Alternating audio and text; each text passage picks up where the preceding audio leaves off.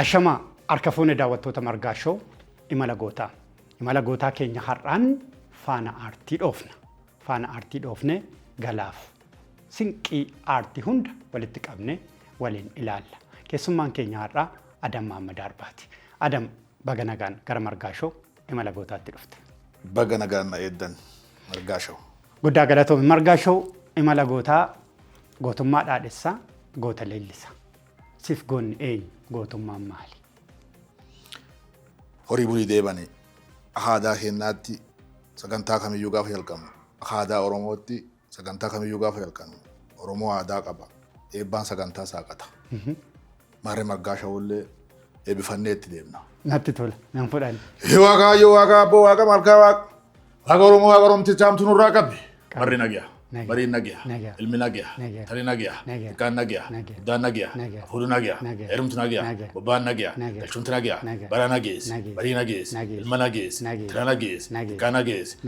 Waaqa Oromoo biyya irra bulchi. Biyya Oromoon bulchi. Nagee waaqa nagees. Nageessi waaqayyo. Amma gara aasaa keenyaatti ceenee jirra guddaa galatoomi. Eebba dargaggeeyyiin sadarkaa keenyarra jiran yoo eebbisan hin mul'atu. Ati garuu iddoo hundumatti yeroo hundumatti sirna kamuu eebbaan eegaltu. Dhugaa. Maaliif? Dura waaqa guyyaa kana namaan ga'e yaadachuun dirqama. Waaqa saatii tanaan nama ga'e yaadachuun dirqama. Wanni guddoon eebbi waaqa lubbuun nu jiraachise wal nu garsiise. Manaan nagayaan na baasee margaa shawuu bira na fichisiise kan yaadachuun galateeffachuun dirqama waan taateef Oromoon ammoo akka Oromootti sagantaa kamiyyuu gaafa jalqabu eebbaan jalqaba. Eebbaan jalqabuu isaa ammoo waaqa yaadachuu waan taateef waaqa lubbuu isa ga'ee sagantaa kamuu isa dhadhamsiise kanaaf eebbaan jalqabnaa jedha. Siif gootummaan maali? Goonni eenyu? Gootummaa jechuun goonni kuni goonni akka hedduu ilaalla. Oromoo keessumattuu Oromoo biratti goota hojiitti jira. Goota duulaatti jira. Goota beekumsaatti jira. Ilmi namaa hin dhalata, hin guddata. Bu'aa bayii dhaloota hanga guddatee jaaree lubbuun duutti bu'aa bayii keessa darba. Ilmi tokko warraan dhalata. Tokko gosaa dhalata, tokko biyyaa dhalata, tokko addunyaa dhalata. Kana keessa bu'aa bayii kana keessa yookaan duulee nyaapha irraa adha, yookaan barnootaan uummata qara, yookaan durummaan uummata qara, hiyyuu ofirraa balleessuun duulee hiyyuu ofirraa balleessuun gootummaa, baratee beekumsaan saba isaa furuun gootummaa, duulee nyaapha isaarraa adhuun gootummaa, qaroommatee saba qarummaan ceesisuun gootummaa waan taateef gooti anaaf akka muraasaatti yaada muraasa kana sii kaasaa goonni kana naaf fakkaata. Otoo maqaadha isin jedhani goota tokko eenyu maqaa dhoofta? Akka saba keenyaatti. Akka addunyaatti isaati. Oromoo irraa hanga addunyaatti siif goonni nama tokko maqaadha isin jedhani maqaa nuu dhoofta. Maalirraa baratta goota sanarraa? Fakkeenyaaf akka amma argaa jirutti argaa tuulamaa kana keessatti goonni maqaa isaa ka'u Jeneraal Taaddasaa Birruuti. Jeneraal Taaddasaa Birruu goota. Goota Oromooti. Goota akkamii yoo jettee goota qaruuxee fageessee yaadu goota barnootaan sabni barate saba isaa ceesisa. As keessaa gootummaa hedduu sii kaasa. Ka Jeneraal Taaddasaa Birruu akka fakkeenyaatti ni kaasa. Goonni Oromoo hedduu ardaan allee goota jira. Barnootaan uummata qaruun akkuma dura sii kaase gootummaadha. Sabni baratee gaaffii saba isaa gaafata. Uummata isaa ceesisa. Qarummaadha dursee fageessee bahee uummata kana ceesu yaada. Gootummaadha. Duulee duulchisee nyaapha diina isaarra adhaa ture. Gootummaa.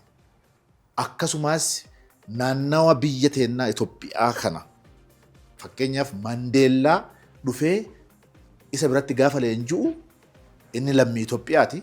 Sun lammii South Afrikaati. Gaafa warra kana walitti fidee leenjisu gootummaa akkamitti akka qabu, onneen Oromoo maal akka fakkaatu, beekumsi Oromoo maal akka fakkaatu, hubannoon Oromoo maal akka fakkaatu dursee hubate waan taateef leenjisaa ture jechuudha. Goota akkanaaf qabna Jeneraal Taaddasaa Birruu. Kanaaf Taaddasaa Birruu goota Itoophiyaa osoo hin taane goota Afrikaa jechuudha. Kanaaf siin jedhe. Guddaa galatoo. Margaashoo namoota imala gootaa imalan kanneen milkaan dhiyeessa. Milkoofteetta? No imala gootaa imaltee? Adoon milkaa'in himaaf na yaantati. Gaaddisa kana mana yaanta. Guddaa galatoo. Ani yeroo hundumaa gaafan Adam argu maaltu natti mul'ata beektaa? Uffannaa kee wallaalu, dubbannaa kee wallaalu, deemsa kee wallaalu, jiruu kee wallaalu, jireenya kee wallaalu. Kuufama aadaatu dhufee fuuldura kootti jiga. Aadaa moo gadaa caalchifatta? Gadaan aadaa keessa jira. Gadaan aadaa keessa jira. Aadaa caalchifadha. Aadaa caalchifatta. Gadaan nama sirna socho'aa. Sirni aadaa keessa jira. Gadaa ka ta'ee gadaa san taceessisu nama. Namni aadaa eenyummaa safuu safeeffannaa saniin guutamee socho'a. Kanaafi namni baattoo gadaati. Namni baattoo gadaati. Namni baattoo gadaati. Agarsiistuu sirna gadaati. Tole. Biyya kanarraa filatamtee aadaa guddicha sabni kun qabu addunyaatti akka agarsiiftuuf deemtee turte. Dhugaa. Aadaa saba koof kee kan biyya argisiifte. Dhugaa. Hordee agarsiise. Akkamitti immoo filatamte? Akka filatame. Egaa akka tasaa biyya bakka buutanii aadaa duudhaa saba keessa dhalattanii agarsiistan jennaan naaf feerane tiimii kiin Itoophiyaa jedhamu keessatti akkuma dura kaastee an yoo dubbadhu aadaan na dura mul'ata yoo uffadhu aadaan na dura mul'ata haguma fedhe baradhee bara amma keessa jiru kana keessa illee gaafa jiraadhe eenyummaan kiyya aadaan ka'e kiyya aadaan teessoon kiyya aadaan safuu safeeffannaan socho'u waan taateef isaanillee wama kana laalanii keessumattuuyyuu uffanni aadaa Gujii kun yoo argitee jiraatte simboo qaba yoo uffattu simboo qaba simboo isaarraa kan ka'e waa Oromoon ittiin boonuu qabu tokko waan ittiin agarsiistu ofirraa qaba fakkeenyaaf kallacha ofirraa qaba bokkuu qabattee deemta uffanni isaatu simboo qaba Gireesii yoo jedhamu hin jiraamutti simboo qabeessa wayiiti akkasumas ammoon tuttuqaallee hin qabu miti fakkeenyaaf uffata aadaa kutaa Oromiyaa kan biraa ilaaltee nammayyeessina jedhanii as jallisanii achi jallisanii kan qabu wanni inni akkuma jiru sanitti baay'ee duri uummanni Gujii kun gosa hedduu qaba ufuma keessaa balbala torba hedduu qaba asuma keessaa kan suphee dha'uuf qaba asuma keessaa kan sibiila tumuuf qaba asuma keessaa kan uffata dha'uuf qaba guutu uummata guutu akkuma Oromoottu jechuudha. Beeki qaroomina sanatti hin fayyadamne biyyi kun qaroomina kanatti hin fayyadamne otoo qaroomina sanatti warra tuman warra wayyaadhaan warra sibiila tuman warra meeshaa itti jiraatan tolchan otoo guddinni keenya achirraa ka'e. Warri sibiila tumu teknooloojii isa amma teknooloojii biraa irraa argame kana jechuudha teknooloojiin baraa irraa dhufe jechuudha bu'uuri teknooloojii nu ummata kana uffana kana amma dhagartu kan yaa uffanne kana caala dhahuu danda'an sanuu uffana adii jaalanna maal akka ta'an hin beeku uffana adii kan ofii dha'ee ofiif kofoo dhaatee ofii uffata ture uummanni kun haga ammaa uffanni sun akkuma saniin jira jechuudha ka jalaa hagubbaallee jechuudha. Kanaaf uffanni san uffadhee simboo saniin qabadhee gaafa dubbadhu isaanillee namoonni na yaame kunillee miidiyuma irratti wanta adda addaa argeetuma na yaame malee na geessa na yaama na fuudhaa deema wannan jedhee itti millee hin jiru. Ittiin mul'adhe. Ittiin mul'adhe waan taateef.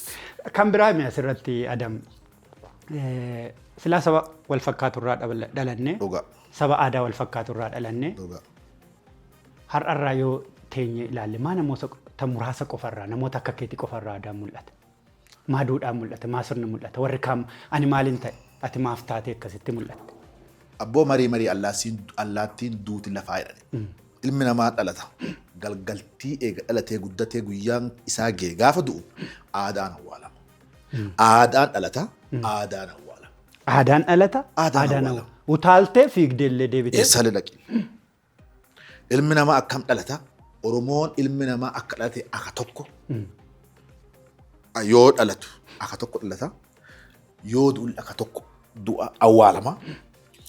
Jalqaba aadaa kan dhaloonni kun aadi malee akkaataa aadaa dhalatan akkaataa ormaa saniitti dhalatu. Namni kanuma lamaan gidduu jiraa miti nutti gidduu dambaleen nu raaste malee ganami kennaaf galgalli kennallee tokko. Maan jennaan awwaalli kun ka eenyuutii jedhan ka ebeluutii jedhan ilmi dhalate ka eenyuutii jedhan ka ebeluutii jedhan ebeluun sun galee manatti Oromoo taanaan saba biraa taanaan akkaataa kanaan jechuudha. Nutti gidduu dambaliin raasa malee ganami kennaaf galgalli kenna haga tokko ta'etti uffata ammayyeeffadhu teknooloojiin haasitti dhufu siyaasni habaratame nu kabaranne ma aadaa siyaasa aadaati sirna gadaati. Sirni gadaa sun siyaasa dur nuti ittiin dhalannee guddannee dhufne siyaasi baraa haa dhufu siyaasi dhufu kasafuu safeeffannaa keetti sirraa balleessu ta'uu qabu. Aadaaf akeeka ittiin kaleessa waaqni ittiin si uume sanirraa si gorsuu hin qabu si maqsuu hin qabu. Kanaafii ganami kennaa fi galgalli kennaa tokko waan taateef ani aki an ganama dhaladhe akkasan barri fedhe haa dhufu siyaasni fedhe haa dhufu amantiin fedhe haa dhufu wanni natti hafu eenyummaa.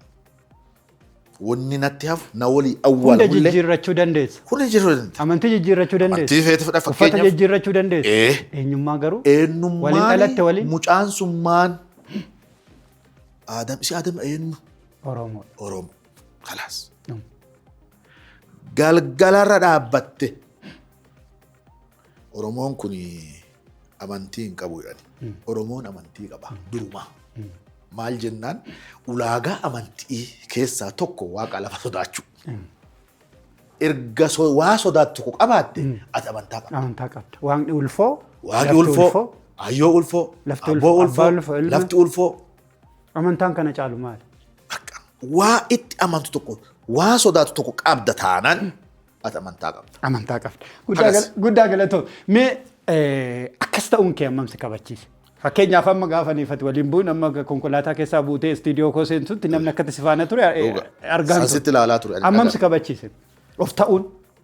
Kanuma ilmi namaa akkuma ganama siin jedhe haga ganama dhalattee guddattee bartee haga dhumaa guyyaan kee duututti ifi ta'i. Amma jarreen ammaa kun afaan Oromoolee waan beekan miti argitee afaan Amaaraan si dubbisaa ture. Beekan afaanuma beeku saniin dubbisaa ture. Garuu sitti fiigan. Dhuga maaniif seeta namni ofi ta'e waaqaa gaditti lafaa olitti dhuma waaqa biralleetti jaalatamaadha. Ardii tanarra haga jirtu oduu ati na jaaladha jettee piroofaayila keetti banattee taappellaa maxxanfattee don deemin akkaataa ati kaatu akkaataa ati dubbattu akkaataa ati sochootu akkaataa ati waa hojjettu kasi jaalachiisu ta'a. Inni kun immoo gosa saba eenyuyyuu hin filachiisu. Guddaa galatoome kun ammam si ceesise fakkeenyaaf ati Oromoo keessaa saba Gujiirraa dhalatte ati maatiidha moo uraaga moo hooko moo balbala kam? Dhugaa Oromoo keessaa Gujii ani uraaga. Gujii uraagaa gosaan immoo agantuu boltuu fincaan bolaa yaayyaati. Amma ilmaan finiinaa keessa jira. Yoo bara darbe kana gadaa nurraa fudhatani. Ilmaan harmuufaa ture amma ilmaan finiinaati. Duuba lami uraagaa hokkumaatti jechuun kuni haagana. Nu biratti hangafi namaa uraagaa hangafti lafaa uraagaa jedhani. Hangafti namaa uraagaa hangafti namaa uraagaa. Maal jechuudha? Hangafti lafaa uraagaa jechuun lafa uraagaa jedhamu jira. Hangafti namaa uraagaa jechuun uraagaa nama jedhamu ka waaqi jalqaba lafarraa loobe lafarraa dade ilmi namaa ka amma isin maqaa addaami jettan kun uraagaarraa uumamedha. Biyyoo uraagaarraa oolee waaqi nama suphee uume jedha. Akka argaaf Kuni falaasama sabichaati. Isaan jiraatee isaan dhalatee isaan jiraatee ardhal isaan bulaa isaan ka'a. Abbaan fa'ee fudhatee dhiisee dhimma isaati. Aki itti guddadhe aki itti dhagaa bule hangafti namaa uraagaa hangafti lafaa uraagaa jedhan. Uraagaan sun har'a tanallee margaa jiidhaa waa hin qabne hin qabdu jannata lafarraati. Gujii keessa gaafa deemte wanna dhabde hin qabdu. Albuuda biyyee tanaa bosona biyyee tanaa waan akka kuduraa mudura biyyee tanaa lafummaan bunaa ganna jiidhaa deemii daawwadhu lafa gujiiti. Deemii daawwadhu. Daawwadhee beeka argee beeka hamma ga'u. Nami ilmi namaa lafa keessaa fudhu kan gubbaarraa fudhu. Ilmi namaa achii uumame waaqi ilma namaa achii uumeen. Antara dhagaa guddadha. Abbaan fedha fudhate moo fudhatuu baate moo sun dhimma isaati. Ka amantii fedha hordofu. Amantaa musliimaa hojjetu, ortodoksii hojjetu, kiristaanaa hojjetu, addaamiin jedhan sun ilmi namaa jedhan sun lafa gujii uraagaa yeroo uumame. Kanaaf hangafti namaa uraagaa hangafti lafaa uraagaa jedha gujii. Guddaa galatoom.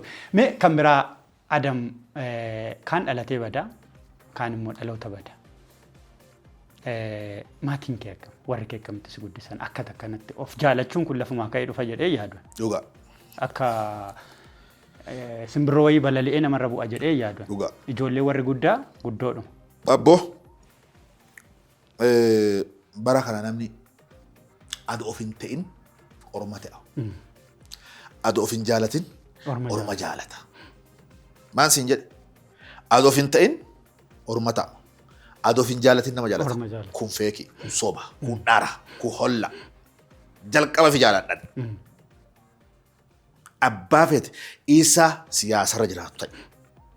Isuma amantaa hordofate lubbuu tana jaalattee fi lubbuu tiyya tanaa wayiin bitadhaa jettee fi amantaa filattee bira deemtuuti.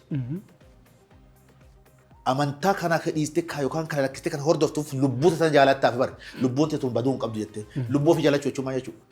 Ofii jaalachuu. Of jaalachuu jechuudha. Ofii jaalattee nama jaalatta. Ofii teetee orma taata. Ofii gabaa hin baasinii gabaa ormaa dhaqxa taanaanii ati kijibaa soba feeki siyaasa fedheeyyuu haa ta'u hordofi jalqaba of buldi goota of ijaarta of proomooti goota of beeksista gaaf of beeksisuu jalqabdu ebeluun sun jechuun dhutti malee oduu of hin beeksisin siyaasa fedheeyyuu hordofu argina waayinootti abbaa fedhaman ta'e siyaasa kamuu hordofan ofii jecha jalqaba gabaa ofii baafatta. Warri faranjillee akkana jedhan dursi ati maqaa kee namatti maddu. Amma maqaa kee namatti himtu eenyummaa kee namatti dhiibaa deemta. Akkasi. Kanaafuu odoo of hin ta'in nama jaaladhaan odoo of hin jaalatin nama jaaladhaan orma ta'anii soba waan taateef jalqaba of jaaladha. Maatii of jaalatee tu ormaaf na gumaache. Akaaf akeekaan guddadhe. Abbaan kiyya Mahammad Arbaa maqaa isaa Boruu Arbaati. Maqaa isaa aga kiristinnaan tun dhutte Mahammad Arbaa ta'e. Yookaan amantaa musliimaa fudhatee duuba Muhammad ta'ee abbaan kiyya maqaan kiyya Roobe'am. Akaakoo kiyyan na baase. Abbaa jiruun ilma maqaan baasu. Hangaasuu jiru ati amma margaan ilma kee yoo dhalate maqaan baattu akaakoo katti sii baasa. Isatti lafaa fi samii dura arge waan taateef isa dura maqaan baastuti. Maqaan kiyya Roobe'am. Roobee Boruu Arbaati. Gaafa amantaa musliimaa fudhannu abbaan kiyya gaafa dhaladhu musliima. Kanaafuu abbaan kiyya Mahammad maqaan kiyya Aadamii ta'ee jechuudha. Aki an guddadheef aki na guddisane. Ifi ta'ee akka an guddadhu warra na barsiisee jaarsi abbaa kiyya haga lubbuun jirutti nama diqqaaf guddaa qajeelchee har'a miidiyaa kana namni hordofa. Gaafa abbaan kiyya lubbuun deemu gaafa jaaru ilmi diqqaa guddaa marti abbaa kiyyaa jedhaa bu'aa dhufe. Inni ana qofaaf abbaa ta'uu hin danda'a ture. Garuu intala heerumtuuf ilma fuudhuuf abbaa turan. Ka wal dhabeef abbaa turan. Dhumni du'aa dhumni araaraa nama wal ejjeese waan taate hanga nama ejjeesetti gondooroo namni dhimma sanfitu abbaa kiyyaa jechuudha. Kanaaf gaafa du'aa isaa bakka kan cufate tufan dhabane diqqaan guddaan bahe. Kana jechuun guddisa toleef ka'aa teessoo kiyya eegadha. Guddaa ala keessan laalu diqqaan kabajaa guddaan kabajaa waaqan kabajaa lafan kabajaa haadhan kabajaa beekaan kabajaa hayyuunaan duraan kabajaa tun icciitii milkaa'ina kiyyaati hoo. Guddaa galatoom fudhadhe. Kan biraa ani gaafani gujii yaadadhu gadaa yaadadha. Anaaf ardaan dhugaa gadaa mi'ee bakkooti. Anaaf. Dhugaa. Baga deemtee laalte. Deemnee haasofnu, waasaa haasofnu, kaafnu yaadachiifnu, mi'ee bakkoo haasofnu. Hin danda'amu. Gadaan gujii biratti maali? Gadaan gujii biratti jireenya. Maan siin jedhe? Jireenya. Ilmi namaa itti jiraatu. Jiru jechuudha. Jiru jechuu beektee moti.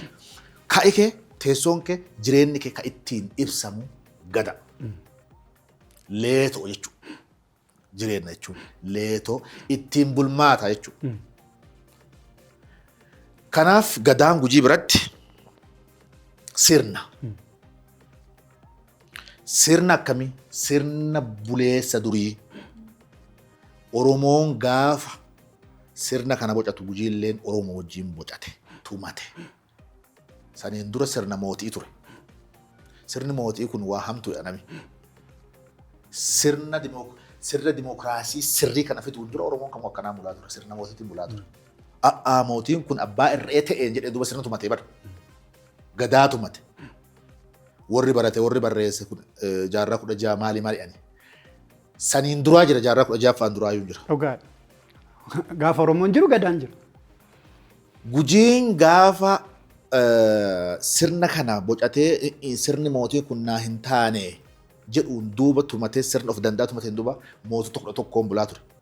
Mootota dubartiis 6, mootota dhiiraa 5 9 jechuudha. Mootota dubartii 6. 6 15 bulaa ture. Korniyaan illee kabaja qaba. Kabaja qaba. Jalqabaa mootota na gaafa tumatu dhumni isii hoyoyyoo dubartoota keessa hoyoyyoo garooyyee qadhoo qasooyyee lasii lasooyyee mootittii akkoo manooyyeeti hadhumaatun. Mootittii akkoo manooyyeetun Oromoo martu akkoo manooyyee dhaayyuu akkanama akkanaa mooti. Akkoo manooyyeetu Oromoo hunda biratti hin beekamti. Akkoo manooyyee maqa Gujii bira jirti. Waan raajiiti. Amma fakkeenyaaf dannaba kana yoo deemte. Akkoo manooyyeeti. Asi jedhe. Wanni sirna Nu bira yoo deemte asi jedhe. Sirna kaa. Sirni adeemara jira ka Oromoo. Maqaan tartibeessee hoyoyyoo garooyyee qadhoo qasooyyee lasooyyee haadha bantooyyee mootittii akkoo manooyyeen. Akkoo manooyyeetun dubartoota achi jiraatte moo maal jennaa achi baatee Wallagga bulchuu hin dandeettu. Wallagga keessa akkoo manooyyeetti jira. Tuulama keessa akkoo manooyyeetti jira. Harargee keessa akkoo manooyyeetti jira. Boorana keessa akkoo manooyyeetti jira. Kanaafuu sirni bakka mara jira sirni Oromoo waliin tumate jechuudha. Raajii. Kanaafuu hoyoyyoo dubartoota keessa isii dhumaati. Saniin dura Girjaa Biilaa, Babbadoo Badee, Yookuullee, Girjaa Biilaa kan jedhamu kun Mingami Koyyaa Gujii biraa warra ture jechuudha mootota dhiiraa. Achiin duuba sirna gadaatiin gaafa buluu jalqabu sirni kun immoo wal qixxeessa. Dhiiraa dharaa wal qixxeessa. Amantaa feetiyyuu jiraatte amantaan bara sanii mandooyyuu fi waaqeffataa jedhama Gujii keessatti. Amantaa qaba. Dimokiraasii eegateete sirna eegateete amma namoonni tokko yeroo tokko sirna gadaa kanaa fi amantii gaafa waliif fidanuu jira.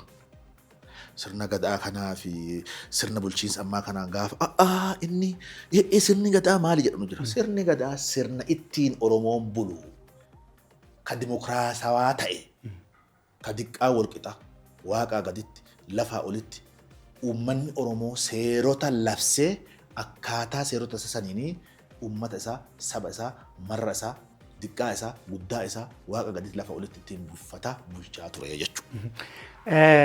Wanti gadaa hundi raajiidha. Garuu keessaa waan tokko wanti gadaa wanti si raaju maali? Kuni na raaja. Akkamittiin seera akkanaa tuman jettee wanti si raaju jira? Wanni raaju keessa tokko qaroomina kana addunyaatti barnootaan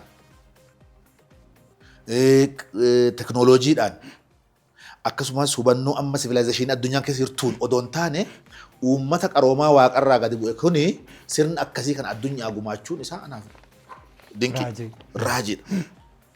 Ofumaa tumne ofii fayyadamuu dhabuun nuu jirti garuu.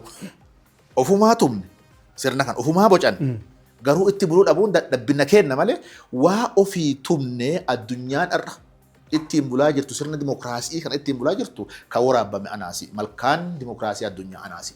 Kun na raaja. Mee gaafiin qaba. Waan ofii tume jecha jabaadha wanti kun. Waan ofii bocate waan ofii tolfate. Mee inumayyuu dhaloota ammaa bira kanatti waan kaleessa godhe maaliif jibba? Fakkeenyaaf Oromoon gadaan kan saatii har'a gadaan akka kan saa ta'etti beekaa dhaloonni kun. Qabsoo siyaasaa yoo fudhatte qabsaa'ee kan itti qabsaa'ee kuffisees fudhachuuf rakkate. Qomoo isaa dhabe barbaadee argatees gaafa argate bakka hin kennuuf bira darbe taa'ee ilaala. Maali wanta akka kana? Abbo wanti akkanaa kanallee dur himeera dhaameera raagaan Oromoon raagaa qaba. Hin roobu hin karfaffaa hin bada hin babbaddaa hin baduu hin babbaddaa hin babbaddaa hin roobu hin karfaffaa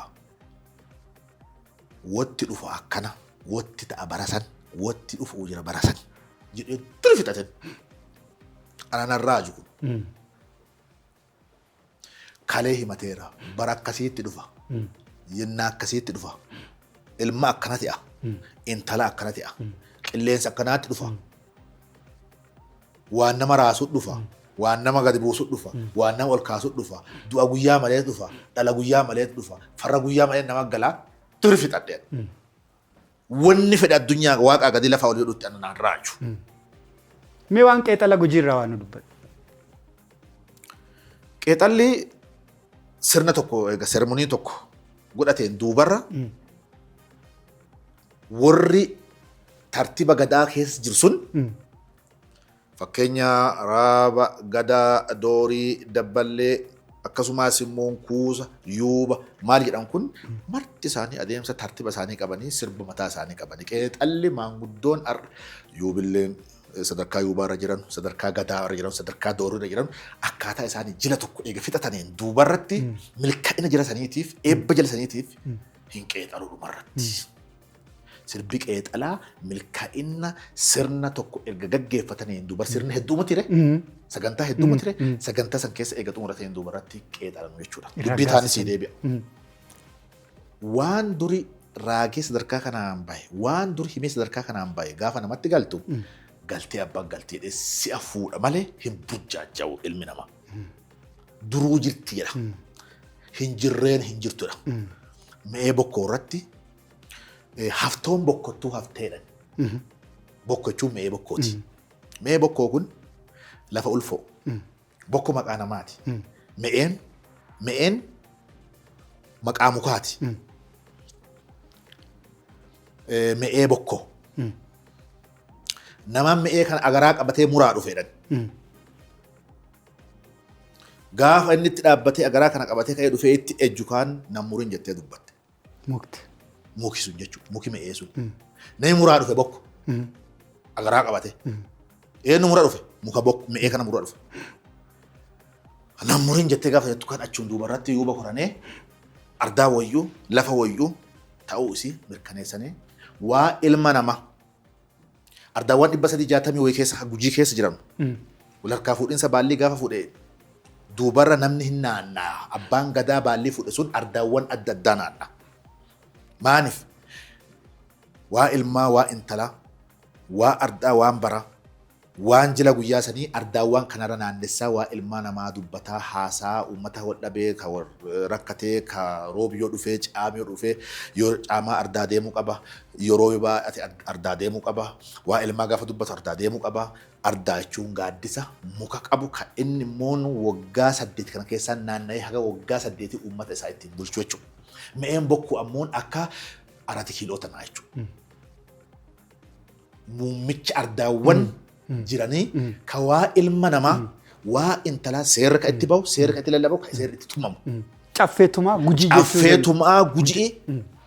Gujii qofaa moti waa ilmaaf intalaa gaafa jedhee addunyaa Ameerikaatti bulaa jirtu ka Saawuz Afrikaatti bulaa jirtu ka kunnoo Keeniyaa dheessa Oromoo moti Itoophiyaa moti gujii uraagaa hokkumaatti moti waa ilma namaa siin jedhe.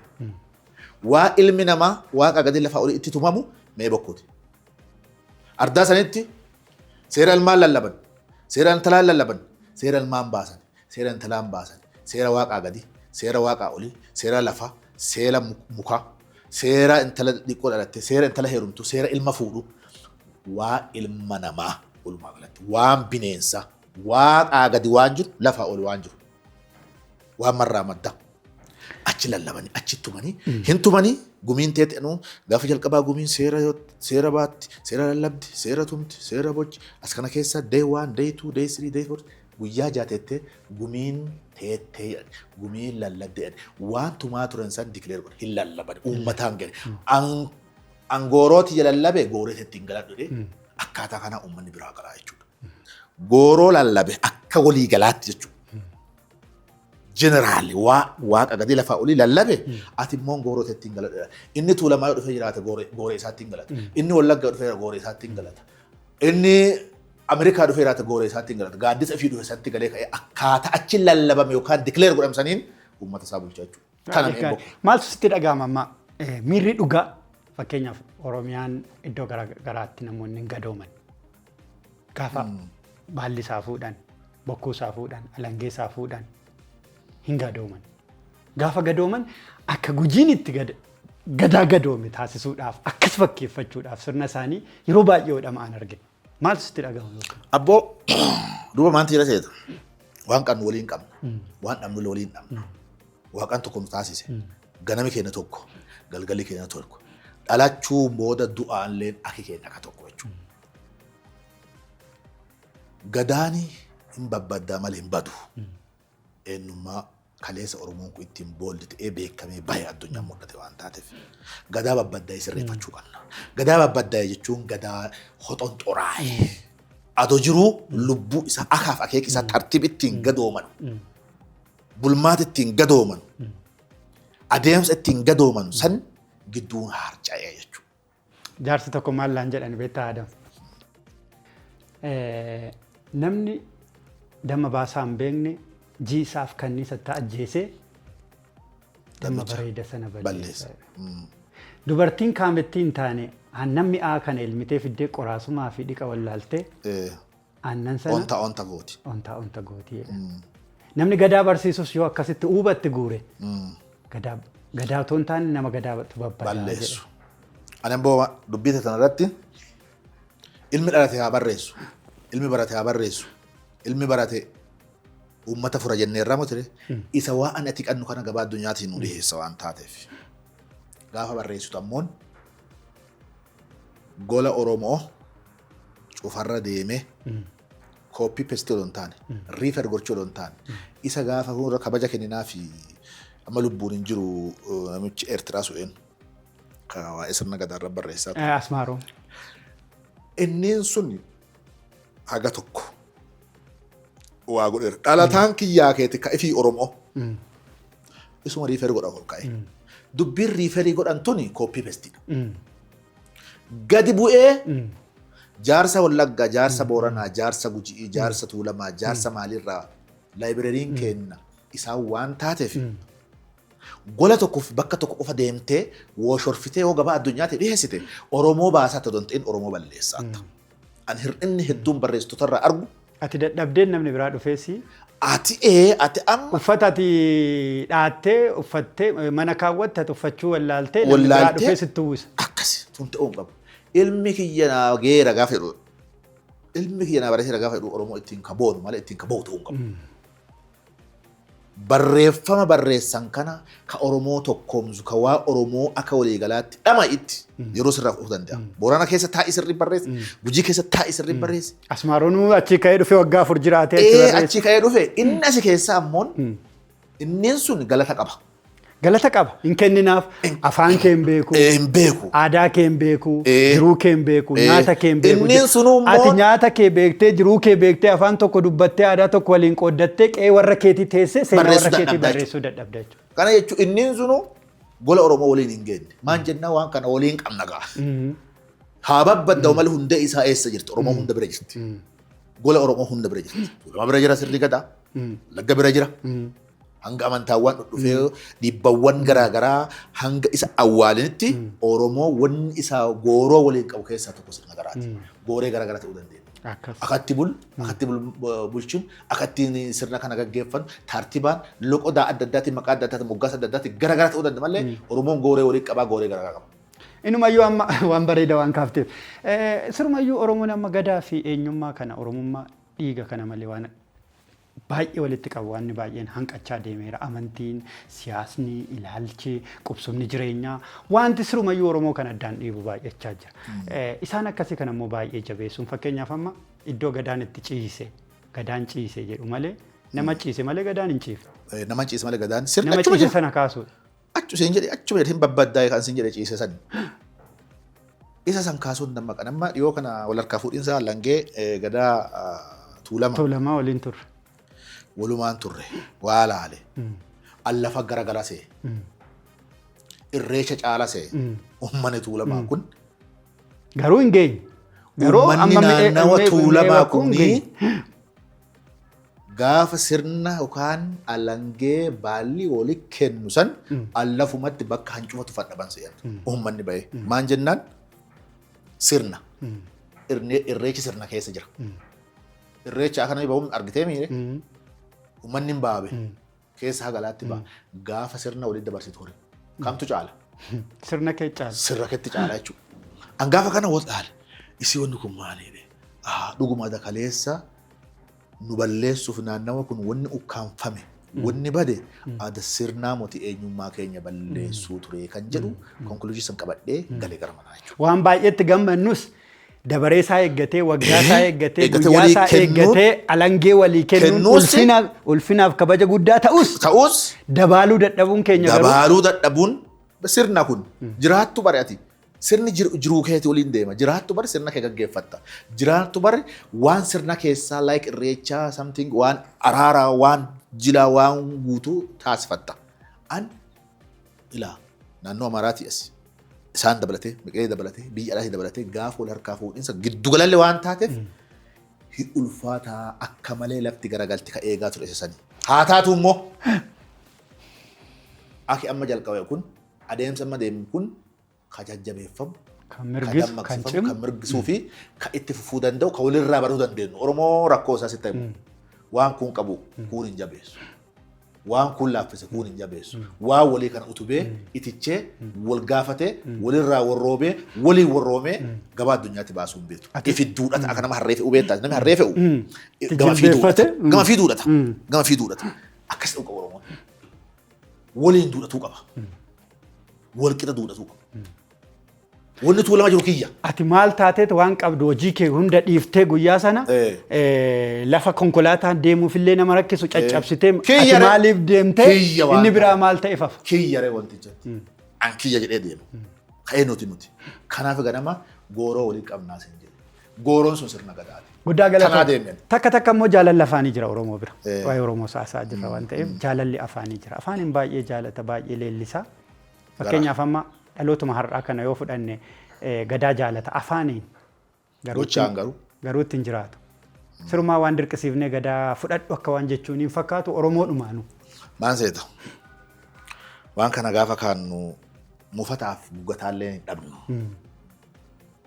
Mufataaf gugataa gaafa siin jedhu nan tuqinii anillee sin tuqu warra jedhu jechuudha. Dhalooti ammaa kuni sila ka baratellee jira. Ka hubatullee jira. Ka hubatullee jira. Ka gubatullee jira. Hubataa yaada dubbatte san qaaccessee gadi buusee ol baasee qaqqabee shoobee maafi jedhee si hubata. Gugataa ammoo adeema akkana jedhee muti jedhee odoo waan an dubbadhe san hin beekin sirra utaala. Seenoo tiraakii sirra baasaa jechuudha. Nu biratti maal jedhamu beektaa Adam? Gaafa du'aa nama lama dhufaa jedhan. Tokko hubata dhufaa, tokko gubata dhufaa jedhan. Dhuga. Eentu du'ee dhufa tokko. Inni tokko inni gubata dhufu hin mararteedha sifaana bu'a sifaana gubata. Dhuga. Inni hubata dhufu moo dhugum du'ee jedhee dhaabatee warra boo'u sillaala adda baafachuu. Ka du'e kun ho'een nama akkamiiti du'e? Hin qaba, dhaleera, alfateera, karra qaba, fira qaba hubataa dhufa. Achiin dhumarra gadda dhumaa hidhii waliin ciniineen hidhee si biraa ba'a. Inni kun alarraa sirraa argame maan agarta gadda isaa jira. Guddaa galatoomii waan hubannoo guddaa beekumsa guddaa naannoo aadaa fi sirna irratti qabduuf baay'ee achirra turre achirraa deemuudhaaf jira aartiitti seennu. Hin seennaa waan ta'e naa kaattee turte. Wanna isin naa kaattee maaliif ofitti qabatee ilaalaara sirna kana ofitti qabatee ilaalaara maan tarkaa balleessee ka jetteefi. Inumayyuu baga na yaadachiif. Fakkeenyaaf amma yeroo baay'ee sababa dhiyeessina wantoota ta'aniif. Sirna keenya kaleessa Minilik balleesse. Jenna. Ebelutu balleesse. Jenna. Ebelutu balleesse. Ani hin jenne jenna. Har'a hoo. Har'a namni sirna keenya balleessu. Kana barbaade. Abboo hangana maasiin jedhe. Akka elatiyyaa maaltu na kajeela jettee sareen. Saree. Waan kiyyaa anatu sirreeffata. Anatu gabaa baafata. Anatu gabaa addunyaatii baasa. Akka ilmoo koo anatu beekaa dhiisaa anatu raabbataa jettee dhaltee jedha. Dhaloonni ammaa Beektaa hangafaa maadhaa yookaan hangafaa quxisuu namni waan buluufi akkasuma immoo jabaa bulirraa ibidda fudhatan wanni jedhuufi dhaloonni ammaa isa mataan gurraachaa jiru burraasaa qofa. Mataan gurraacha? Jiruun burraasa jechuun dhadheetum ol kaabee dhadheetum burraaqu. Kanarraa qacam, sanirraa qacam, kanarraa qacam godhatee dhaloota jiraatu. Dhaloota feekibuukiiti. Wama asirraa argu kana oola. Yookaan hin qoratu yookaan hin qo'atu yookaan guddaan gaafatu. Hin qo'atuun yookaan ofirraa yookiin namarraa hin baratu. Akkasii jechuudha. Har'ati hangafa kiyya taanaan ati na dura waaqa lafa dhagartee hangafa kiyya waaqa hangafa taasisee sirraa baradhan akka bulee leetoo uummataa jiruu keessa dabarsite. Kana sirraa fudhachuu jechuun waa sirraa argadha jechuudha. Amma yoo ilaaltee raate jaarsi mataa arrii hin jiru. Jaarsi mataa arrii hin jiru. Buleessi hin jiru. Galeera manatti. Mana gale gugataa kanan baay'ata. Dhaloota bubbisaa kanan baay'ata. Namni eebbarraa bartu hin jiru. Namni eebbarraa bartu jirtu, namni ati gorsarraa fudhattu hin jirtu, namni ati kiliikii gootee yookaan akkana isa qabdee kaatee yookaan keessaa piriinti godhattee kaatee waan jiru, waan jireenyaa, waan leetu, waan safuu, waan safeeffannaa, waan boruu ittiin jiraattu. Addunyaan tanuma bakka biraa hin jirtu. Namni akkana wal gaafatee walirraa hin fudhanne kamarti isaa beekaa bara beekaan baay'ate. Waliigalaan hin jiru. Waliigalaan hin jiru, alaagalaan hin jiru. Martinuu ana beekaa waan jedhuuf. Martinuu ana dubbata waan jedhuuf. Martinuu anatu gugataa waan jedhuuf. Bara beekaan baay'ate malaan keessa qaxxaamuran. Ammoo namni waan jedhu hin dhabu naan jettee turte yeroo tokko. Namicha haadha manaa faana gabaabaa. Mee waan sana naasas. Namni waan jedhu hin dhabu. Namaan hin dhabu. Wanni adiin dattee xurii fudhatteedha. Wanni adiin. Ati qulqulluu taanaan amma uffata adii. Wanni adii sanarraa mul'atu waan boddaa achirra keettamu wanni maayikii fakkaatu santi mul'ata. Adiin hedduudha. Danuudha. Danu. Kana keessa kan mul'atu maa? Xixiqqoo gurraacha. Sana jechuudha. Namni keenya akkana jechuudha. Foolti faayindeer. Karaa kamiin kuffisa. Karaa kamiin luka jalaa fuudha. Karaa kamiin jissa. Yoo ati bareeddee deemtu. Yoo ati uffattee deemtu. Yoo ati dubbattee toltu. Yoo ati immoo beewwannaan beeku kana jettee haasottu beekaa isa qofa. Hubataa isa qofa. Uffataa isa qofa. Midhaagaa isa qofa. Jedhee wasitti maxxansa. Waan baay'ee gaarii baay'ee ati qabdu san lakkisee guyyaa takkatti nama waan taate dogoggora kee fuudhee isa mayirra ol si dhaabee gasi deebisee dabartee dhaqi achi dheessi achi hin duubennaa ati boottee duuteen duuba piroofaayilii si godhate ayii jedhee imimmaan naachaa si bu'a. Namni keenya ani ollaarraa feekummaa baratu barri fiduu hin beeku malee namni keenya akkas ta'eera. Guddaa galatoom. Amma waan aartii haasofnu. Aartii situ dirqisiiseetti dhaqe moo ishiitu sitti dhufe? Abboo wanni karaa itti goranee fi wanni si keessa jirtu walatta. Aartii karaan ittiin gorre. Karaa itti goruu beektaa moti? Walii ijaarachuu. Fakkeenya mana kan amma karaa itti gorre. Kiyyaa keetii moti. Garuu addee amma teenneeru kun keeti. Haga itti kaffaltu jechuudha. Aartii yoo si keessa jiraatte, dhama keessa jiraatte, hafuura keessa yoo jiraatte, ka karaa itti gortee moti. Ka karaa itti gortu yookaan shaakalallee hin ta'u, yookaan dirqisiistee gudeeddullee hin ta'u, ka karaa itti gortee sirbuu malee jettee yookaan diraamaa hojjedhu malee jettee itti deemtu jechuudha. An karaa itti hin gorre. Anuma waliin hafuuruma kiyya keessa waaqa ittiin na uume dandeettuma kiyya waliin jechuudha. Diqqeenna irraa jalqabeen. Diqqeenna gaafa sawwayyuu addan baafan. Gaafa karaa itti goriisaaf jedhee addatti baafatan geenne. Ebelu sirbeer alleen sirbuu qaba jedhee gaafa karaa itti goruu. Madaallee agasanii hin qabne diqqeenna keessatti hawwisoorraa jalqabe. Bara san keessa womaan billisuuf, womaan qillisuuf, womaan taffi jedhuuf, womaan sirbuuf akka tokko olii gadi maalii jedhee mana barumsaa keessatti diraamaa waan adda addaati an jedhuufi. Achiin duuba wanni kun na keessa jirti jedhee jaalala hangaafa ganamarraa qabuurraa jalqabee kunuunfadhee guddifataa dhufee sadarkaa amma margaa hangaasuu shawoorra dhiyaadhu kana haa kanaan bahe jechuudha. Guddaa galatoom. Eenyu gaaf sana namni si duuba ture? Fakkeenyaaf amma aartiidhaan namoonni wallee isaanii dhagaa turte namoonni gaaf tokko akka isaanii ta'u namni yaadattu otuma weelliftu otuma kan aadaa weelliftu namni fakkeeffatte jira. Anaaf bara san keessatti ardaatiyyatti wanna nama teeppii guddoolleen hin qabu abbaan kiyya wanna hin qabu keessa takka reedoo Philips abbaan kiyya qabu reedoo keessaa sirba dhageeffadha. Abbaa kiyya gaafa gargaaruu na jaalata waan taatee fi namni durii meetta karra ofii san akka faaya mormaa fannifatee deema. Ana waan na jaalatuuf yennaa hojiin bahu na booharsite yennaa jedhu kaan addee san fichaa san dhaqii shuqunii addee san dhaqii qotii gaafa naan jedhu reedoo tiyya hokkifadhee deemee isii muka fannisee akka fixeen sin tunne achiin duuba banadhee sirboota dhageeffataa guddadhe. Reedoo keessaan jechuudha gaafa qophii filannoo sirba afaan Oromoo jechuudha. Bara sa'aatii tokko afaan Oromoo sirbu san keessaan jechuudha.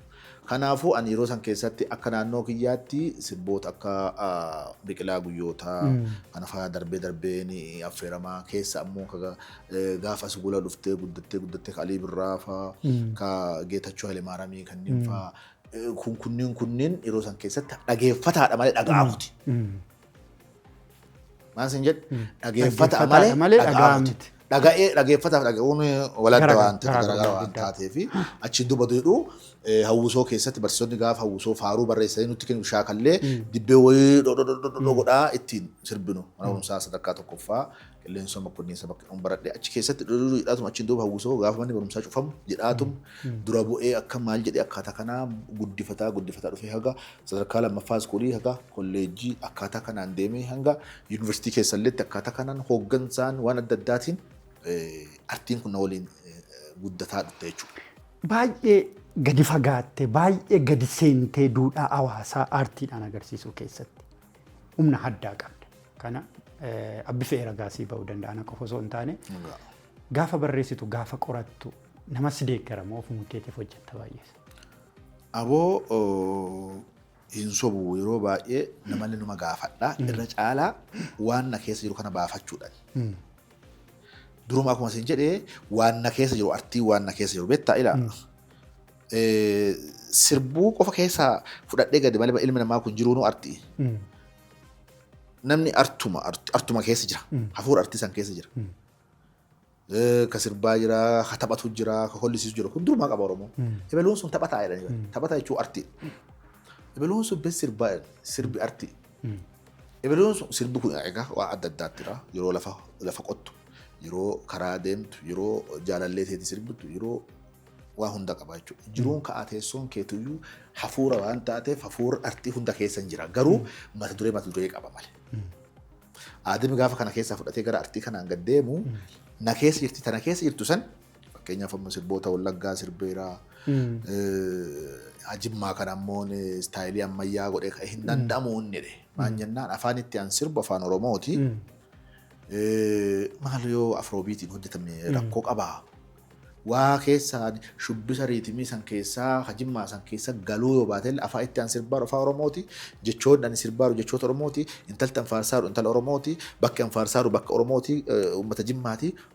Wanni keessa hafuu danda'u riitimii kana isa kana booldi gochuun akka dhaloonni biraa sabni biraa dhagamu yookaan kilibii keessatti hafuu danda'amu. Taasisuu hin danda'u jedhee kan ulfaadhee gaafa kana hojjetu namaan hin mari'anne ofiin mari'anne. Jechoota ammoo naannoo sanitti babbareedoof mi'aawoo gosaa fi saba naannoo san ibsuuf ardaa naannoo sanitti ibsu dhaqee waraabuun kiyyammoon booldi naa godhaa jechuudha naa guddisaa jechuudha. Kanaafuu artiin nu keessa jirti karaa ittiin gorree fi gaafadhu qabaa. Kanama gaafadhu qabaa jechuu barbaadeeti. Baay'ee gaarii.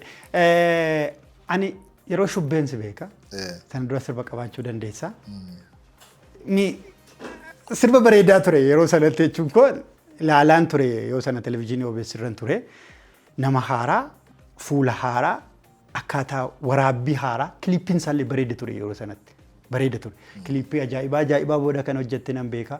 Garuu shubbee booda immoo shubbituun isin dhufee inni immoo akka malee waan dhaggeeffatame akka malee waan daangaa muuziqaa daangaa afaanii waan cabsee ce'e natti fakkaata. Yeroo itti kennitee hojjette immoo muuziqaa akkasii yeroo gabaabaa keessatti hojjettamoo.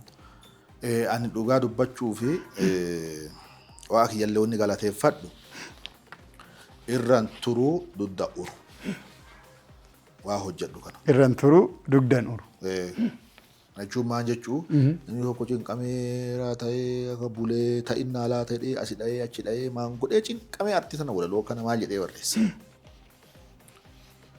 Ani ayyaana naa kenneera ayyaana artii eega waaqi naa kenne irraan turuu danda'u. Sirba shubbittuu gaafa hojjedhu walumaa gala kiliippii fi maanilleen ji'a 3 natti fudhate. Waggaa 3 fudhattee ka'ati immoo akka shubbittuu kana akkasii hin baane hin jiraa jechuu barbaadate. Waggaa 9 hojjettee akka shubbittuu kan hin baane jira waan taateef. Kana keessatti ayyaanuma artiitti na keessa jiruuf ayyaana baay'isaatti sirba san keessa yeroo shubbittuun biyyarra dabree Afrikaarra darbee kan addunyaa ta'e jechuudha. Akka malee itti siqeenya qabdu irraa qaba. Itti siqeenya. Baay'ee gaarii. Sadarkaa aartii Oromoo irra akkamittiin ilaalta? Sadarkaa aartii Oromoo. Amma maaliifan akkasii kaasa beektaa Adam? Naa gala. Amma isinitti baay'ee dhiyaachuu dhiisuu danda'a. Walleen keessan kun maashaappii jedhamee Afrikaanonni itti yaa'anii warri afaan hin beekne sochiidhum keessan ilaalanii hidhii keessan ilaalanii uffannaa keessan ilaalanii yoo maraatan argitaa muuziqaan keenya dur muuziqaa gujiitti sirbamuu tuulamni hin dhaga'u kan argetti sirbamuu as hin dhaga'amu achi hin dhaga'amu har'a ceekkatti kukkufiftanii irra darbitanii waan gammachuun qaba afaan kana si gaafadha. Horii bulii deebani namni kanaan itti hin gammanne boru qooftaa waa hiyyeessaan sobanuuti. Boru gammada jennee waan sammuu keenyaaf sobaarru jechuudha. Garaagarummaa waggoota 8 duraa artii Oromoo qabu bara san keessatti yoo ilaaltee jiraatte gaafa diinaa wal kokkee wal qabnee kallattii adda addaati namni kokkee wal qabee sabni kun kokkee wal qabe san keessatti kuffisi caccasi bulleessi burkuteessi luka jalaa guurii jedhaa sirbina. Bara san jechuudha. Gaafa sanii artiin artii lolaa ture. Qawwee ture gaafa san. Qawwee akkamii? Ka diina walii ati wal qabdu. Har'a ammoo gaafa diina isa harka ifi galfatte koottaa waliin taphannaa jettee jaalala jala keetta. Tolee jala tolee waan beektaa kaleessa ka tolee jedhuu didate tolee jala keettee waliin sirbisiittaa jechuudha. Hagaaf akka keetti agarsiistaa jechuudha. Kaleessa waraana qabattee baatetti. Waraanni sun maan artii waraanaa caccas bulleessu dhidhimsi duraa gor. Kun jecha qawweeti.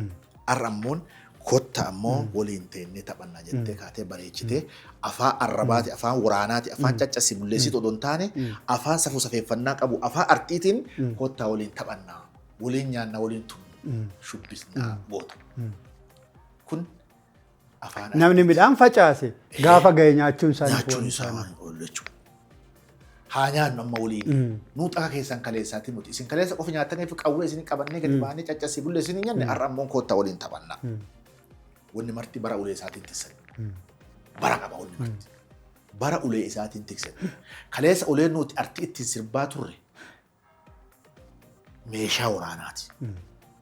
Eenyu hojii wal kanneen sirna baratan ture kokkee qabnee haala kanaan itti wal dhadhaa ture. Sirna daandii irratti si kuffisaa deema. Daandii irratti si kuffisuu jechuudha. Magaala keessa. Har'a mooni maangoota. Yeroo hunda alan bultu. Yeroo hunda manalleen bultu. Gaafa ala baate qabda. Gaafa mana galtu qabda. Gaafa sakan jettee walaaltuu qabda. Ofirra gatteettee walaaltuu jirta. Gaafa waan adda addaa. Gaafa waa si rakkisuus jira. Gaafa rakkisan jiran. Gaafa hunda cufaa hin bubbistu. Gaafa gariin dubbista. Wal dubbista. Wal dhaggeeffatta. Waliin baata. Waliin kaata. Har'a bahuu qabna kaleessa. Haa baanuu qabna. Har'a ammoo tokkoon baay'eedha. Lakki tokkoon gallaa'edha. Har'a ammoo tokko haa nyaannu lakki tokko nyaannuudha. Har'a ammoo kottaa sirba jaalalaatiin fakkeessinee warra kan ammoo as deebisnaa gaafa tokko amman jedhuu danda'a. Garuu bara ulee isaatiin tiksan. Barri kun dabareedhaan dhufaa darba. Artiin keenya ka gaafa sanirra yoo beeka ofitti doqnoomne malee kaleessa sirba Tigree sirba gosa biraa saba biraa dhaggeeffachaa sirbamaa sirba giddii gadi baanee ittiin shubbisaa ture. Har'a ammoo dabaree isaanii fudhataneeti maal sirbanee jedhan.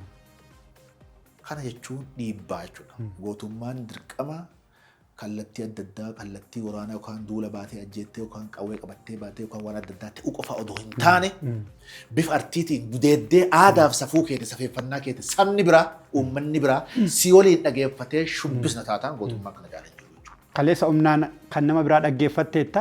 Har'ammoo Har'ammoo dhaggeeffachiisu. Humna sana qabaachuu. Humna san qabaachuu hin danda'a jettee ammoo gabaa addunyaatiif artiiteet afaan keetii akkaataa isaan barbaadanuun Oromoon barbaaduun gabaa addunyaatiif dhiyeessuun gootummaan kana jaallatee jirtudha. Guddaa galatoom. Kan biraa uummanni baay'ee sin jaalata.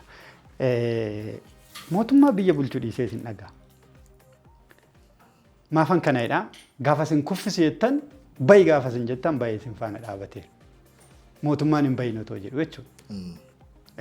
Keessattuu maastar pilaanii kaasuu dandeessa. Keessattuu magaalaa Oromiyaa kaasuu dandeessa. Dhimmoota garaagaraa mootummaa caala aartiin ajajee aartistiin Oromoo si qofa otoo hin taane lafa garaasaas lafa garaa Oromoo sittiin gaheera. Dhugaa. Uummanni baay'ee sin jaalata. Isin ilaalcha akkamii qabdaniif uummata? Harki 8 keessa harki 80 uummata. Harki 20 uummata siyaasaati. Maal sin jedhe? 80 akka ilaalcha kiyyaati. 80 uummata fayyaalessa noormaalii jiruuf jireenya isaa ittiin bobba'ee galee tiffatee waarfatee siyaasi dhufe moo sirni haaraan dhufe moo maaliin dhufe moo ka'umaa walii hin qabne uummata gadi taa'u san. Jiruu isaatiin lolu. Lolu bakka haa qotatu ka bocatu ka mootummaan fedhuuf akka uummataan keessa dhaladhee guddadhetti mootummaan teknooloojiin siyaasni kamooyyuu haa dhufu rakkoo hin qabu. Garuu yoo dhufe anatti hin bu'inidha uummanni keenya. Nalleen tuqinidha. Akka inni sirni inni kaleessa qabate sun anuu sirna kiyya qaba. Yoo dhufe haa dhufu. Garuu immoo isa na nyaatu. Isa jaalalaan kaleessa nama waliin qabu. Roobaan natti haa dhufudha. Uummata san keessa dhalanne. Harki 80 mar'aa sanallee mootummaa jibbaa muti. Siyaasa dhufe nam miidhin. Na gadi hin qabin. Nam burjaajjessin. Na hubatu. Ka jedhu qofa uummanni Oromoo bakka kamiitu. Mirga koonaaf haa kabaju. Mirga koonaaf kabajuuti. Nama otoo hin taane sirna jibbe Oromoo. Bakka namaa muti sirna jibbe. Kanarraa ka'ee uummanni 80% siin kun uummanni kun nu jaalata. Namoonni persentii 20 siyaasa garaagaraatiif ayidooloojii garaagaraa nu jibbuu danda'u. Fakkeenyaaf mootummaa kanaaf sirni biraa kan wal mormu yookaan paartileen biraa kan mormutu jiraachuu danda'a. Anguyyaa tokko gadi bahee isa sirna fudhachuuf dhufullee isa sirna bulchaa jirullee hin faarsu. Nama dinqisiifachuu hin danda'a. Nama waan taateef. Namni kun nama gaarii. Ilaalchi isaa gaarii. Tarii kopportaa siyaasa tokko uffattee ta'uu danda'a. Wanni immoo saba kanaa gootu gaarii ta'eenaani ijaan argaa gurraan dhagi'aa si dinqifachuu dhabuu jechuun doqnummaa. Wallaaluun malletti. Hammeenyallee naaffaadhallee. Ofittuu malletti hinaaffalletti. Siyaasa kamuu jechuudha. Inni baddaa jirulle inni ala jirulle ka baddaa jiru har'a na bulchutti jiru dhufee isa woqqasuuf yookaan isa wajachuuf yookaan inni nama na bulchaa jiru argaa jedhama anas ulee ka harka qabamma amma ulee bulchiinsa harka qabu amma na bulchaa jiru kanaa mutire gaafa inni waa gaarii hojjetee inni dinqisiifadha. Inni bulchuu dhufu sun gaafa dhufe gaafa waan gaarii inni hojjete inni dinqisiifadha. Achi angartuu tokko kamiyyuu dibbeedhaan ofi qabu. Kuni namooma bar. Kun namooma. Namooma nama ta'u jechuudha. Nama ta'u jechuudha. Fakkeenyaaf adii waaqaafillee amanamuudha. Adiidhaan adiidha jechuun gurraachaan gurraacha jechuun dhugaaf amanamuudha. Dhugaan immoo waaqa jedhee amana. Oromoon immoo feekima. Oromoo an beeku isa gaarii hojjetu inni dinqisiifata. Yoomaa goota kiyyaa bareeda kiyyaa dansicha kiyyaa midhaagaa kiyyaa jedhuu baate lafa si dhaana. Cinaarra si baana. Meeshaa baadhoo wannati maalii ta'aati sun gaariidha sirri dabra. Yoo si arrabsuu gaarii obboleessa gadhee. Yoo si arrabsuu illee barbaade kallachi si rukutu. Lafa si cinaa dhaana. Mammaassaan si dhaana. Jechamaan si dhaana. Oromoo an beeku kana. Oromoon lafaa ka'ee galtu'u budicha hatticha waliin jedhu an dhaggee hin beeku. Yooma galtuuf gantuulee ta'ete cinaa si dhaanee mammaaksaan siimee jaarsaan siimee maaliin siimee akkaataa kanaan qoolaan si taasise si nama oomsa. Balleessuuf miti beekan si nama oomsuuf kallattii karaa si deebisuuf jechuudha. Oromoo an beeku kana. Oromoo ammaa kadhaloonni kun amma barri kun fide odoo si hubatin sirra gubata. Odoo si hin dubbisin sirra bubbisa. Maafi naan jette odoo jedhin maa jette odoo jedhin lafa si buusa. Kanaafuu isa gaarii hojjete dinqisiifadhu siyaasaa moti namooma. gaarii hojjatte boja baadhuu qaba Oromoon. Oromoon doqna yaadaa hin qabu, doqna ilaalchaa hin qabu, doqnooma waa tokko nama gaarii hojjate ukkaamsa irra darbuu hin qabu Oromoo an beeku. Namoonni tokko tokko. Isa alaa naa gali jedhee galfatu beeka. Naa baatee naa gali. Naa taatee naa turi. Ka jedhu beeka. Isa bulchummoon fageennaa eegatee anatti hin bu'in malee, ansitti hin bu'u, atillee natti hin bu'in jedhee isa kabajaan jiraachisu beeka Oromoon. Oromoo san barbaada ammatti. Guddaa galatoomi. Kan biraa immoo namoonni muraasni artistoonni Oromoo tokkummaa Oromoo diigame ijaaranii Oromoo dhaabanii akkasuma deebi'anii tokkummaa Oromoo diiganii warri jedhanii kaasan jiran. Maaliifan kanas hin jedhaa aartiin kan hawaasaa irraa bahee gaafa dhaaba siyaasaatti dabalamu jedhanii namoonni waan akkanaa akkamittiin ibsitaate? Abboo an kanaafuu si jedhe dura si kaaseera. Ilma namaa tokko kaayoof karoora mataa isaa maaliif deeggarta jedhuun dandeettu gorsitee kallattii deebista jechuudha. Yookaan waan natti beektu kan isaa caalate. Kan isaa caalate. Yoo hubatte ta'e. Hubattatee karaa teessista. Siyaasni immoo amantii muti. Siyaasni amantaa yoo jijjiiratta. Siyaasni qilleensa. Qilleensa immoo akka baraati. Kanaaf akka baraa bulanii akka bara ulee isaatiin tiksanii Oromoon kan jedhe dur fixe Oromoon. Waa amma keessa jiru kanallee duri fixe. Artistii innuu mootummaa of danda'e. Artistiin yookaan inni weellisu yookaan artistii innuu mootummaa of danda'e maaliif mootummaa biraa jala kaateeti goota kiyya jabaa kiyya itti fufi cabii bulleessii hin jedhu. Yoo danda'e mootummaa ofii haa ijaarratuuti. Anka qabu fooloowersii mataa kiyyaa qaba. Fooloowersii mataa kiyya danda'u isa mormuuf isa mormaa hin jirrelleen qabachuu anaa jirti. Adeemsa an deemeen jechuudha. Akkaataa an deemeen jechuudha.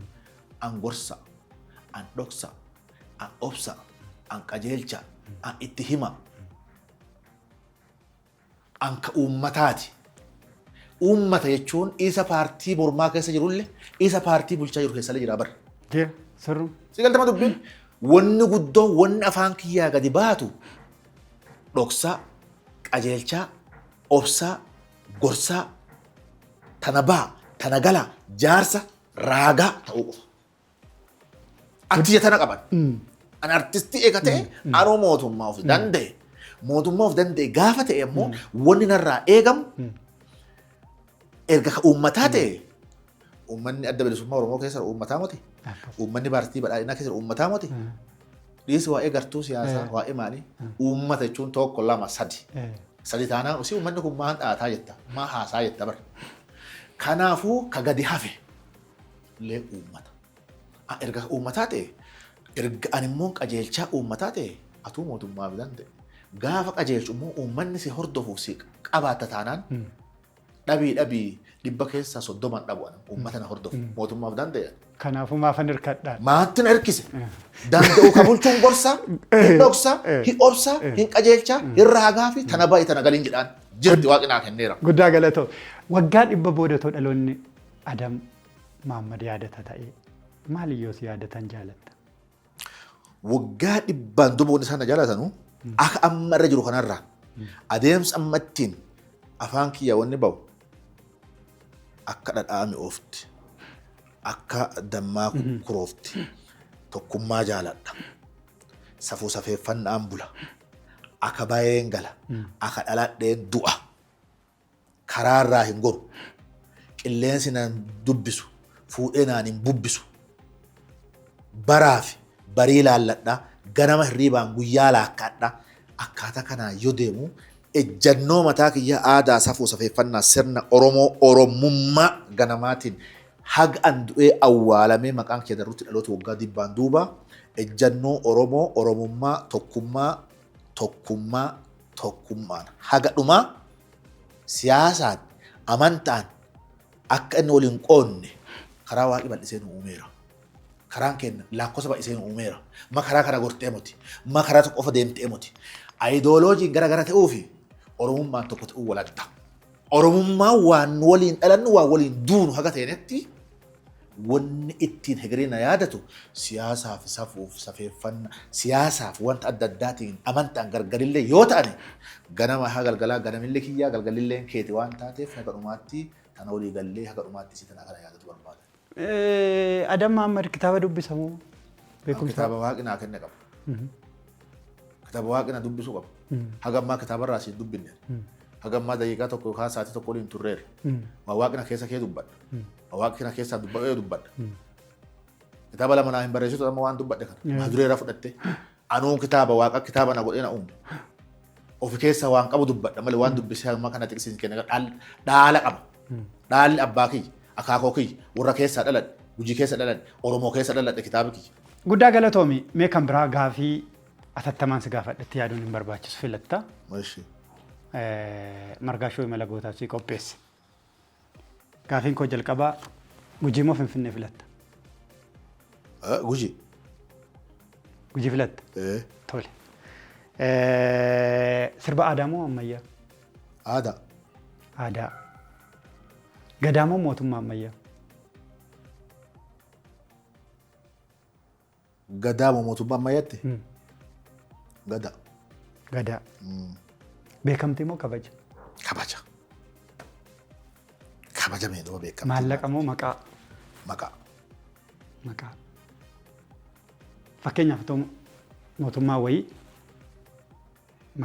Adama Arbaa sirba dhiisiiti. Kana hojjedhu kana godhi jedhee bakka ho'i si kaateessa. Sun sirba giddiiti. Sirba giddii. Xiyyaa muti.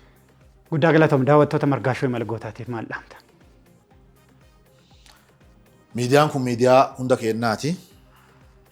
Miidiyaa afaan itti saaqannu, waan nu keessa jiru ittiin dubbannu, afaan keenya ittiin guddifannu, namoota uummata isaaniitiif bu'aa bayii hedduu hamma lubbuu jiranutti daddabarsanii, gorsanii, ceesisanii, affeeree akka uummataa wal baru taasisaa jira waan taateef warri margaa shawoo hordoftan dhaabbanni kun miidiyaan kun keessanii yuutuubii isaallee qubatti hurqaa ilaalaa hayyuun ka du'ee moti ka jirullee hayyuun jirummoo waan dubbatu dhageeffadhaa dhaga'uu irraa waatu dhufa ka jiru jabeeffadhaa ka du'e yaadadhaa Oromoon ka jiru jabeeffate ka du'e ittiin yaadata hayyuu isaa qabate maal jennaa imala goototaadha. Goonni ka du'e qofaa miti ka jirullee goota. Anaa du'een piroofaayilii kabajaan irraan keena ana jiruu jabeeffadhaa margaa jiru jabeeffadhaa dhaabbata margaa shawoo kana jabeeffadhaa erga inni badeen erga inni tareen erga inni lubbuu horatuu baate erga inni kufee ammoo hayee margaa shawoon sun badeen jedhina isa jiru jabeeffadhaa jiraa wal jabeeffatee ka du'e ammoo ittiin yaadata nagee. Guddaa galatoom xumura warras jaalatan daawwattoota keeti. Warri yeroo hundumaa faana si dhahan. Warri yeroo hundumaa na cinaa dhaabbattan jajjabaadhu naan jettan karaa sirrii jirta naan jettan waa irraa goreennaaf kolcha ilaa arrabe mucuca yoo balleessee jiraadha yoo irraa goree jiraadha yoo jarjaree jiraadha na qajeelcha na gorsa na dhoksa na isin kabaje akka na kabajjanii isin na baattan na utubaa anaa jiru jabeeffadha gorfadha dhokfadha obsadha jiraa wal haa jabeeffannu ka du'e ammoon hojii isaatii haa yaadannu jedheeti waraa bulaa deebana. Guddaa galatoomaa kan isin daawwachaa turtan Margaashoo imala gootaati. Imala gootaa keenya har'aan Adam Mahammad Arbaa wajjiniin turtii bareedaa akkasii taasifnee jirra. Qophii biraatiin torbee walitti deebina. Margaashoo imala gootaa har'aaf jenne xumurreerra. Fayyaa ta'a.